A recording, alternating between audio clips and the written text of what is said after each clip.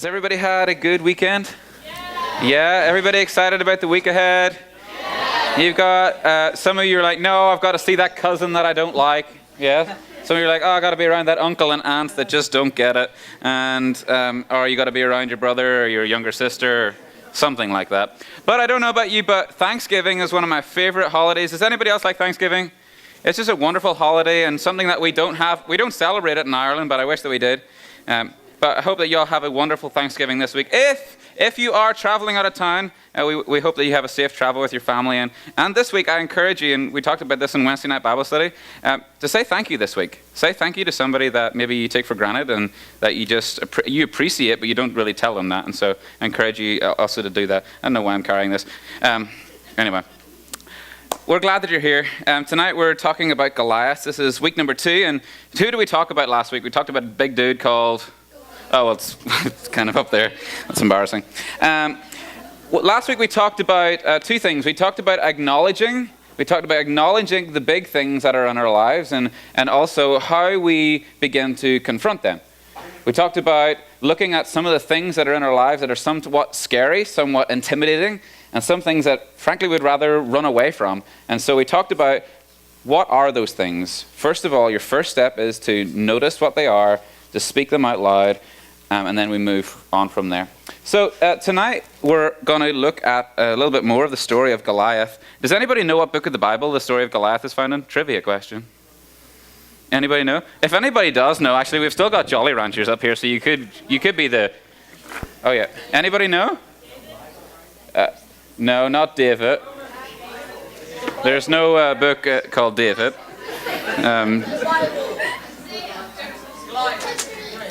There's no book called Goliath either, sorry. Wonderful trivia. 1 Samuel, you got it. Oh, you got it here. Okay, there's 3. Okay, enjoy. Okay. The story, first of all, y'all are horrible at Bible trivia. Let's never do that again. There's no book called David or book called Goliath, but I'm glad that y'all are answering. We're going to look at the story, and it's from a book called 1 Samuel. It's from 1 Samuel, and it's chapter 17, so let's look at that together.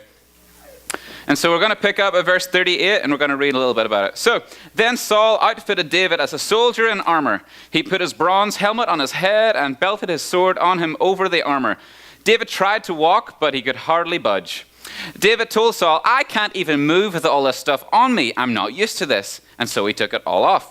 Then David took his shepherd's staff, selected 5 smooth stones from the brook, and put them in the pocket of his shepherd's pack, and with his sling in his hand, approached Goliath. As the Philistine paced back and forth, his shield bearer in front of him, he noticed David. He took one look down on him and sneered, a mere youngster, apple-cheeked and peach-fuzzed. Don't really know what that means, but anyway, that's cute. The Philistine ridiculed David. Am I a dog that you come after with me with a stick? And he cursed him by his gods. Come on, said the Philistine, I'll make roadkill of you for the buzzards. I'll turn you into a tasty morsel for the field mice. Verse 45, David answered, you come at me with sword and spear and battle axe. I come at you in the name of God of the angel armies, the God of Israel's troops, whom you curse and mock. This very day God is handing you over to me. I'm about to kill you. Cut off your head and serve up your body and the bodies of your Philistine buddies to the crows and coyotes. That's a great story. The whole earth will know that there's an extraordinary God in Israel, and everyone gathered here will learn that God doesn't save by means of sword or spear. The battle belongs to God. He's handing you to us on a platter. Whew, this is fighting talk. That roused the Philistine, and he started toward David. David took off from the front line, running toward the Philistine. David reached out into his pocket for a stone, slung it, and hit the Philistine hard in the forehead, embedding the stone deeply. The Philistine crashed face down in the dirt. That's how David beat the Philistine. With a sling and a stone, he hit him and killed him. No sword for David. The word of God for the people of God. All right, so isn't this is a fun little story? And so this is, if you're wondering the translation, sometimes we'd like to throw the different translation. It's the Message, and so if you're wanting to go and read it later, I think it's like a fun alternative to what maybe we're used to when we read the story. But so the first of all, when we go back, we see that Saul is going to like kit David out for battle, and so he's like, okay, you're going into this big fight. We need to prepare you. You need to have all of this stuff, and so he puts it all on him. And David's like, what? It's too heavy. I can't even move around in this stuff. But thank you for your generosity. I'm going to take it all off. So he decides not to use the armor. He says, instead, I'm going to go and face this 9-foot Goliath with some stones, a slingshot, and my staff, and we're gonna beat him. So it's a little bit of a fierce talking from him. You've seen some of the things that he's going to say. I'm going to kill you. I'm going to serve you on a platter. And I'm going to destroy you. And so this is fighting talk from this little guy. And so Goliath, what did Goliath do first of all? He laughed. He sneered. It says he sneered at the youngster. He's like, are you for real? So I wonder like how old David was, but he's like, you're just a youngster. Like, I am this huge big giant. I could eat you for breakfast. I could stand on you and you'd be dead. But thank you for being here. And so Goliath sneered at David's gestures. He sneered that this little small guy would even approach such a giant. But what a story of faithfulness, that David would even approach Goliath, that David would even have the faith and the boldness to stand before this guy because God told him to. Because nobody else did. Everybody else was hiding behind the bush, probably just watching beneath their eyes. Is he going to do it? Is he going to do it? And he went and he done it. For everybody else, this giant was really, really intimidating, scary. I don't want to get involved. I'd rather just stay away behind the bush. And so I wonder for you, your own personal thing that maybe you're struggling with now, your giant, or something that maybe is going to come down the road, maybe not now, but in a couple of years that you're going to struggle with. Maybe it's something that's really intimidating and scary, just like Goliath. Maybe for what some of you are going through right now, it's kind of like laughing at you and taunting you and saying, oh, you're just a weak little 7th, 8th, 9th grader. What can you do about it? Or you're just a small group leader. Or you're just this, like, maybe your giant is taunting at you as well. You're always going to feel this way. You're never going to get over it. This is always going to be you. This is always going to be a part of you. You're never going to get free. You're never going to beat it. I wonder if that's where you're at.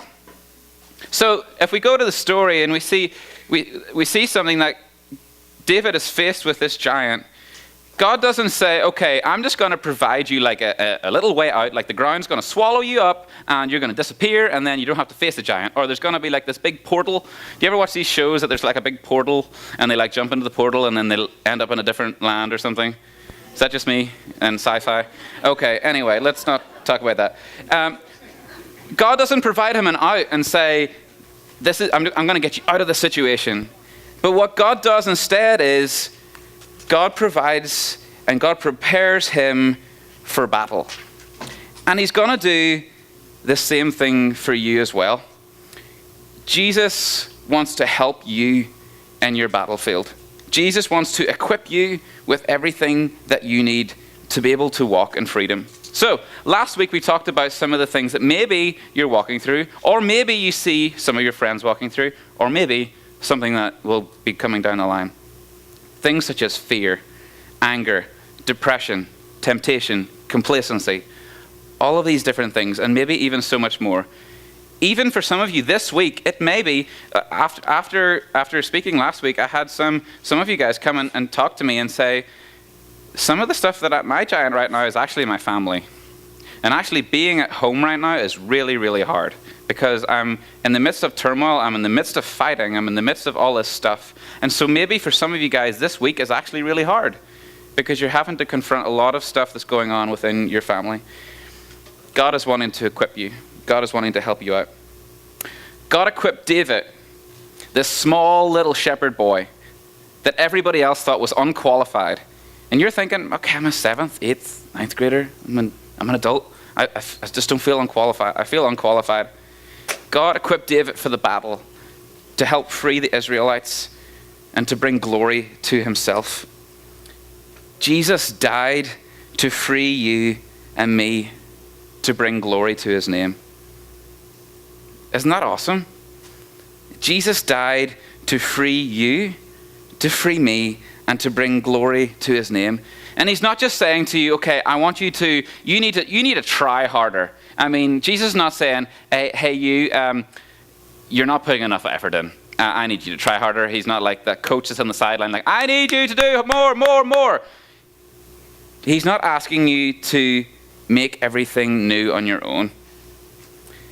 He's asking you to see him, to see the work that he's done for you,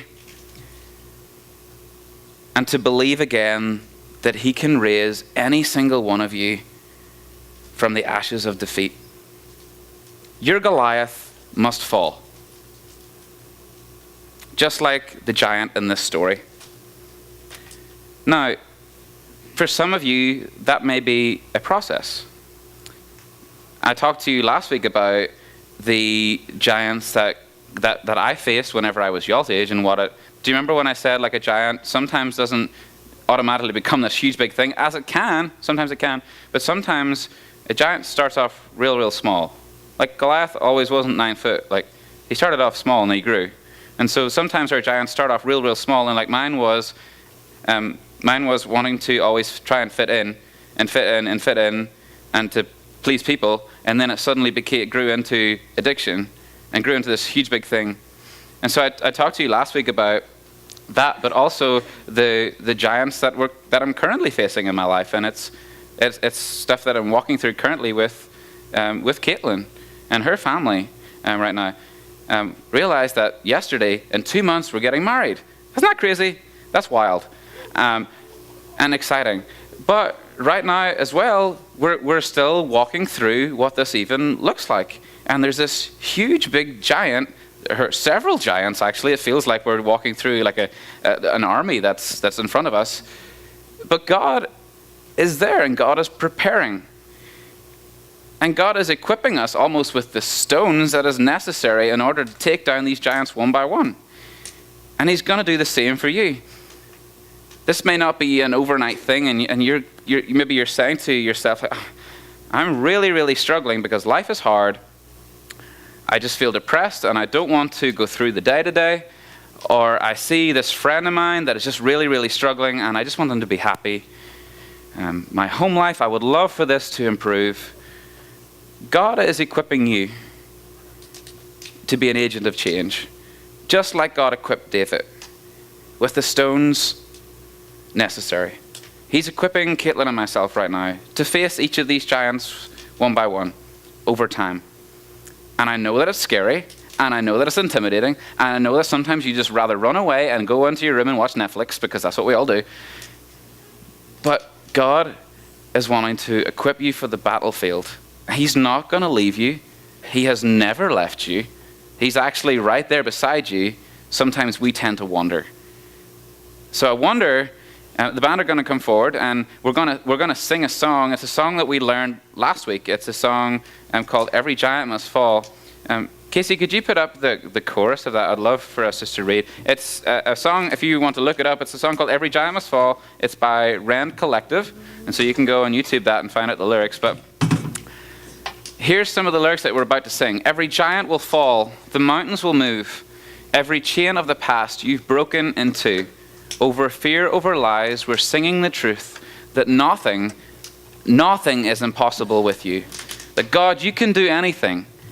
You can do anything, God, I believe. The stuff that's going on in my life right now, you can help me out. So, would you pray with me? And the band are going to lead us in this song, and I encourage you to sing and even just to check it out later.